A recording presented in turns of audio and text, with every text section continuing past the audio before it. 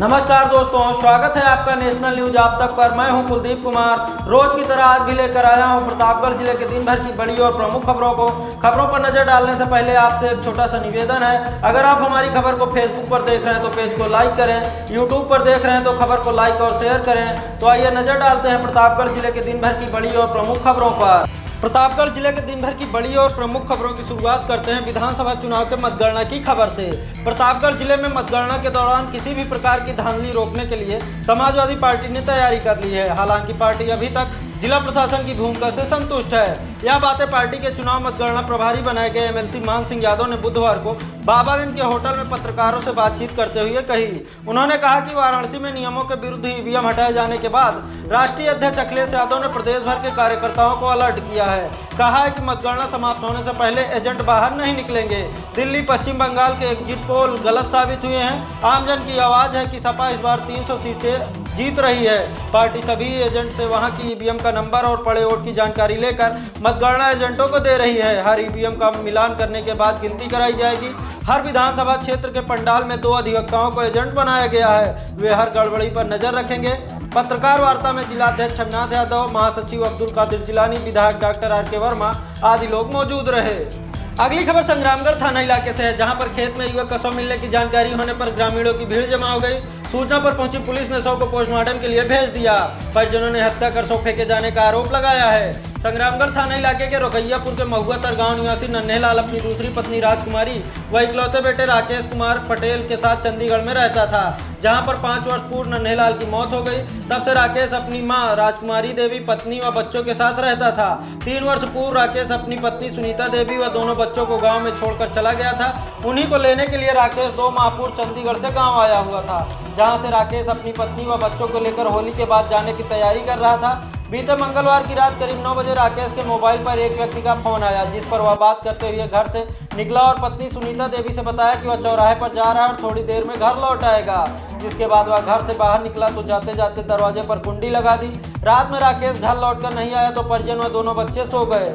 सुबह आसपास के लोगों की मदद से घर के दरवाजे की कुंडी खोली गई तो उसकी पत्नी सुनीता देवी पति राकेश की खोजबीन शुरू कर दी। खोजबीन के दौरान घर से करीब 2 किलोमीटर दूर रोकैयापुर रामापुर सीमा बॉर्डर पर हरिप्रसाद के गेहूं के खेत में पति का शव पड़ा देख वह रोने भी लगने लगी। युवक का शव मिलने की जानकारी होते ही मौके पर ग्रामीणों की भारी भीड़ जमा हो गई।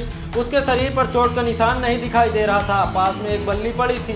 ग्रामीणों ने सूचना पुलिस को दी। सूचना मिलने के करीब 3 घंटे बाद सुबह 10 बजे संग्रामगढ़ पुलिस मौके पर पहुंची और शव को कब्जे में लेकर मामले की छानबीन शुरू कर दी। सीओ लालगंज भी मौके पर पहुंचकर घटनास्थल का निरीक्षण किया। पुलिस उस व्यक्ति की तलाश में जुट गई जिसके फोन आने के बाद राकेश घर से बाहर गया हुआ था। पुलिस शव का पंचनामा कर उसे पोस्टमार्टम के लिए भेज दिया। यशो अनिल पांडे का कहना है कि युवक के शरीर पर चोट का निशान नहीं है। चचेरे भाई विनोद कुमार पटेल पुत्र भगवान दीन की तहरीर पर अज्ञात के खिलाफ हत्या का मुकदमा दर्ज कर मामले की छानबीन की जा रही है।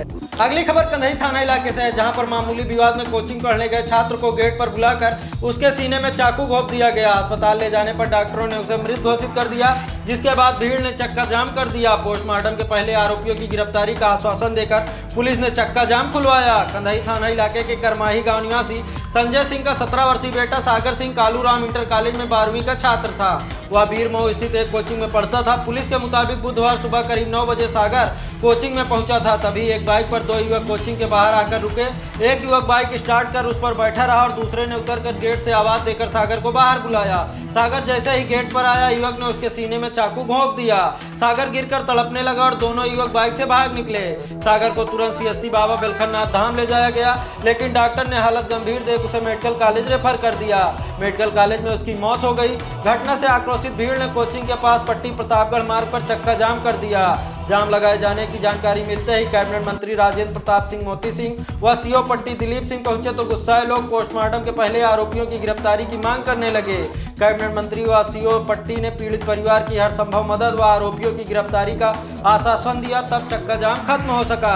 मृतक के परिजनों ने सूरज उर्फ सूर्य प्रकाश निवासी बिंदागंज थाना रानीगंज और एक अज्ञात के खिलाफ तहरीर दी तो पुलिस ने मुकदमा दर्ज कर लिया। शुरुआती पूछताछ में पता चला कि आरोपित सूरज उर्फ सूर्य प्रकाश भी उसी कोचिंग में पढ़ता है और वह 11वीं का छात्र है। बताया गया कि पिछले दिनों सागर और आरोपित में कुछ विवाद हुआ था, फिलहाल पुलिस बिना गिरफ्तारी हुई अभी इस मामले में कुछ बोलने से बच रही है। अगली खबर मानिकपुर इलाके से है, जहां पर चमत्कार होने की जानकारी होने पर ग्रामीणों की भीड़ जुट गई। वहीं दूर दूर से लोग भी चमत्कार देखने के लिए गांव पहुंचते रहे। दरअसल मानिकपुर थाना इलाके के अमलाहा गांव निवासी सुरेश कुमार यादव पुत्र रामफेर के घर में बनने वाले खाने का रंग महाशिवरात्रि पर्व के बाद से अचानक बदल जा रहा है। यही नहीं, उसके घर में रखे खाद्यान्न, बिस्तर व बर्तन पर सिंदूर गिर रहा है। बुधवार की सुबह जैसे ही यह खबर क्षेत्र में फैली तो इस अजीबोगरीब घटना को देखने के लिए अमलाहा गांव में लोगों का तांता लग गया। इसकी सूचना जब नेशनल न्यूज आप तक की टीम को लगी तो वह भी हकीकत जानने के लिए अमलाहा गांव पहुंच गई।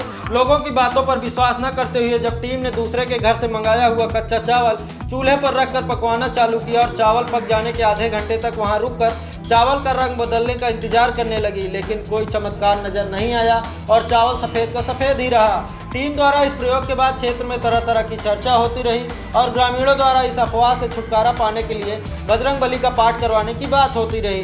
टीम के वापस आने के बाद फिर सूचना मिली कि पकवाए गए चावल का रंग बदल गया है। इस दावे में कितनी सच्चाई है, नेशनल न्यूज आप तक की टीम जल्द ही आपके सामने लाएगी।